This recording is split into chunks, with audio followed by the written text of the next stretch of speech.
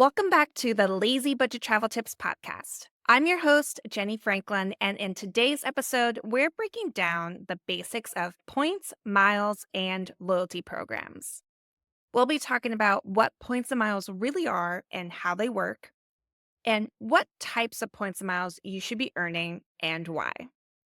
I truly believe that points and miles and loyalty programs are the foundation of a great budget travel strategy, whether you're using points, cash, or a little bit of both. That's why we're starting with the basics today of points and miles specifically. I want to make sure that you understand the fundamentals so you can feel confident using points and miles to make your trip easier and more affordable. So let's get started. First off, what exactly are points and miles? You've probably heard of points and miles, but do you really know what they are? So here's the thing, people throw these terms around all the time, but what they don't realize is that points are just another form of currency or money. Points, miles, travel rewards, it's all the same thing. It's just the money or currency of loyalty programs. Loyalty programs are a way for companies, whether airlines, hotels, or rental car companies, say thank you for your business. These companies figured out that if they gave us rewards for our repeat business, we'd keep coming back. Pretty smart, right?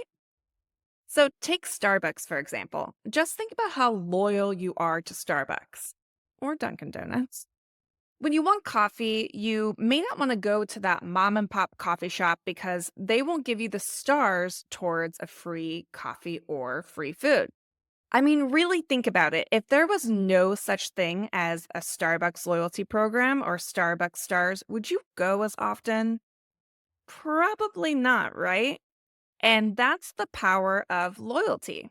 So, airlines and hotels started rewarding their loyalty members with points and miles, which again are terms I'm going to be using interchangeably because they're essentially the same thing. And travel rewards as well, all the same thing. It's just that airlines and hotels like to get cute with their currencies, like Southwest calls theirs rapid rewards points, Delta calls theirs Sky Miles, and Marriott calls theirs Bonvoy points. But at the end of the day, these are just different forms of currency, and you can use them to pay for flights, hotels, or use them for other perks within those specific programs. And we'll dive deeper into airline alliances and partnerships in future episodes, but that's the basic idea. So, how do you earn points to redeem for flights and hotels? Well, traditionally, to earn enough points for a free flight or hotel stay, you'd have to be a frequent traveler or spend a ton of money. I remember my dad always wanting to fly on Delta or American because he had the most points and the highest status with those airlines. He didn't want to spread his loyalty around because the more loyal you are to a brand, the more perks you get. See what they did there? But then airlines and hotels started partnering with credit card companies. So instead of only earning points by flying on an airplane or staying in a hotel, you could earn points from everyday spending if you use the right credit card. And this is when things start to get really interesting and when travel rewards credit cards were born. People started to figure out that you don't need to be a frequent traveler to have a travel rewards credit card, and you don't need to spend $1 million to earn 1 million points. And this is why people go nuts about applying for travel rewards credit cards, but slow down. Yes, credit cards are powerful, but many people apply for them without knowing the key fundamentals like understanding their credit score or the value of the points that they're earning. I hear from people in my Lazy Budget Travel Tips Facebook group all the time who have applied for credit cards without knowing how to use their points or if they're even worth anything. And then they end up very frustrated when they go to use their points, and it's really hard to redeem them because the redemption rates are just astronomical.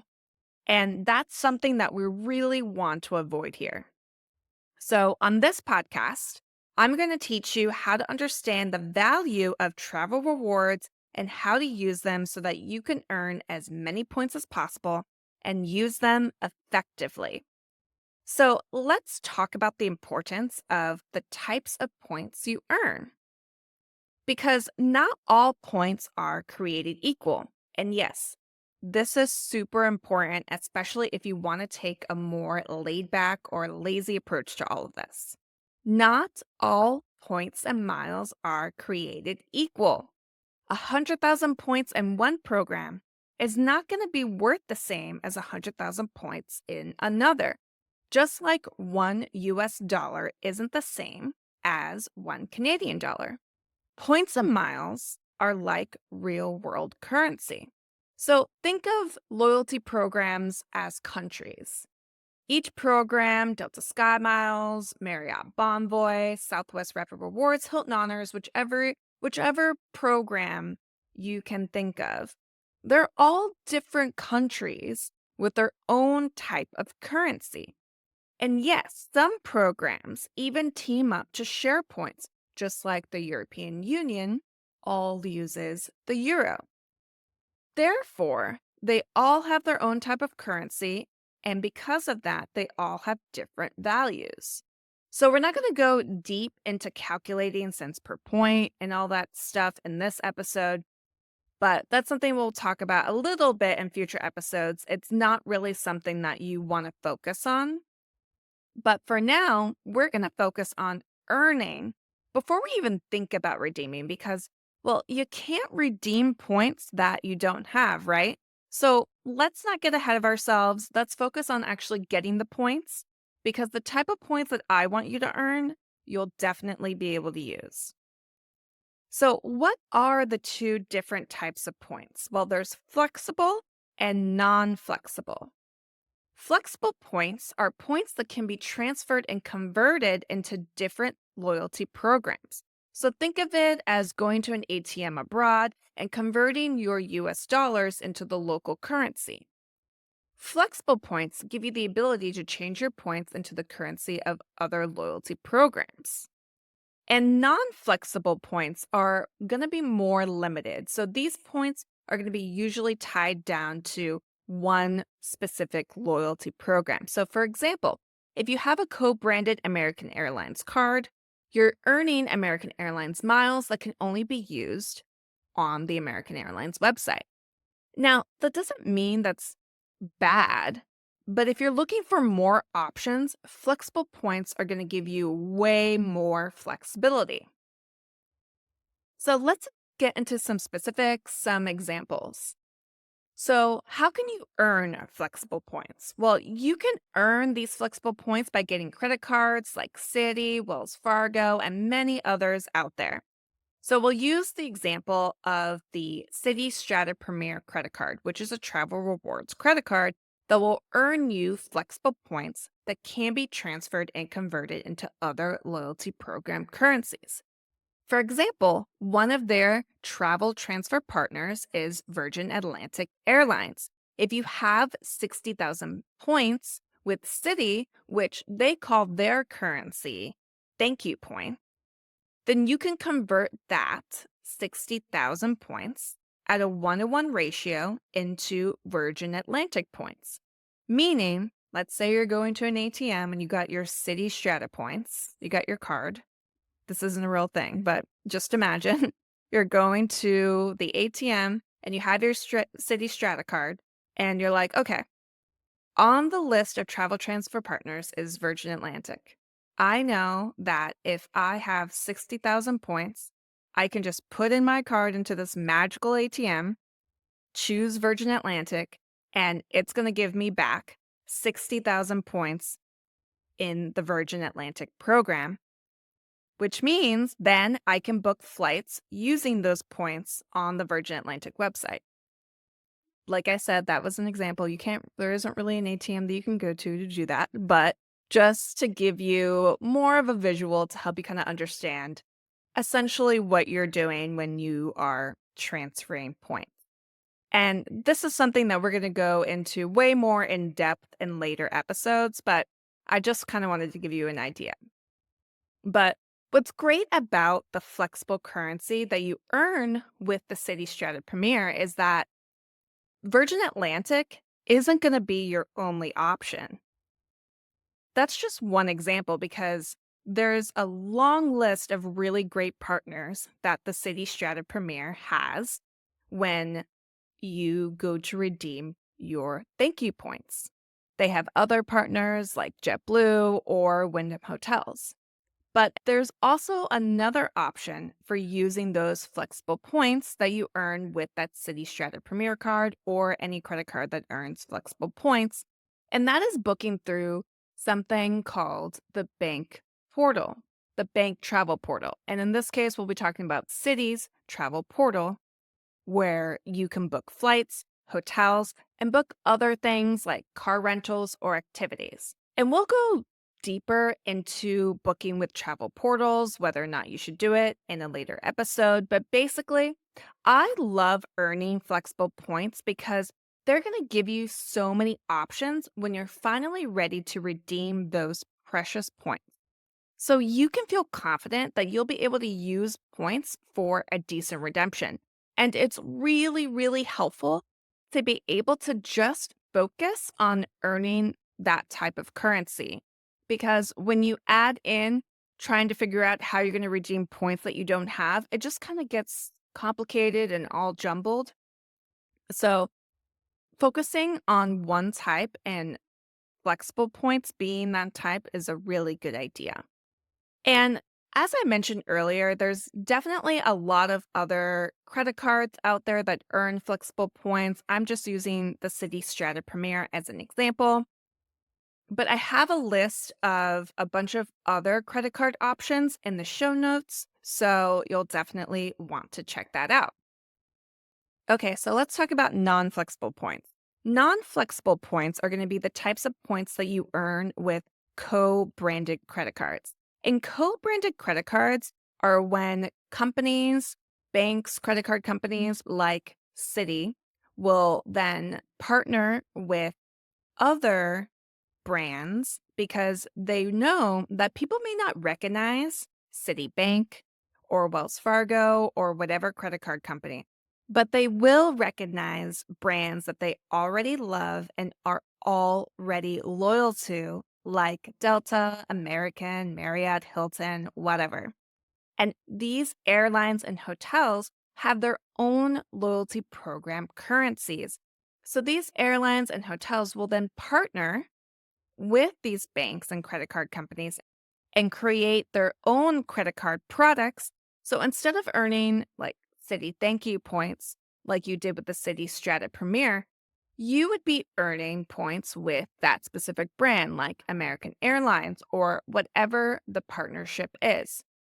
And again, we call these non flexible points because they're specific to one program. Unlike with the flexible points that you were earning with the City Strata Premier, the City Thank You points, which you could use in multiple programs in multiple ways. And some people get confused about this because they'll look at their American Airlines credit card and they see that it says City on it and they think, oh, okay, well, since this is from Citibank, that means that I may be earning City Thank You points because this is a Citibank card. But that's not the case. Citibank is just facilitating that credit card for you. They've partnered with American Airlines. So you will always only be earning American Airlines. And it's the same with hotel currencies too. They have, like, for instance, Marriott Bonvoy credit cards out there, which other banks and credit card companies are facilitating those for you. But if you're using those credit cards, you're only going to be earning Marriott Bonvoy points to be used within that program. So is this a bad thing? Well, no, not necessarily. I know there's going to be so many people out there who are like, no, I love my Delta Sky Miles credit card. Don't tell me that it's not the best credit card. And I'm not saying that. I'm just saying it's really best if you're going to take this type of approach, this more laid back, lazy approach, to focus on flexible points currencies that can be used in multiple programs and in multiple ways. Now, if you have a Delta Sky Miles credit card, I love that for you. Is it the best option? Maybe for you, and maybe it was at that time, but is it the best option for other people out there trying to take a more laid back approach? Maybe not. Because, for example, if you are only putting spend on that Delta Sky Miles credit card, you are severely limiting your options. And to be honest, it's not the easiest to find decent redemptions with Delta Sky Miles. So you may be left very frustrated when you want to redeem your points because the amount of points you would need for a trip could be astronomically high. And then you just end up never using your points, or you take years and years and years to save up enough points to be able to use them. And that's just not what I want for you. I want you to get the most out of your everyday spending, and you shouldn't need hundreds of thousands of points for one flight or one night at a hotel. All right, so we covered a lot today. So let's quickly recap some key takeaways. Points and miles are just another form of currency that you earn through loyalty programs. Points, miles, travel rewards, it's all the same thing. So call it points, say you're earning miles, it doesn't matter. They all mean the same thing. And remember, not all points and miles are created equal.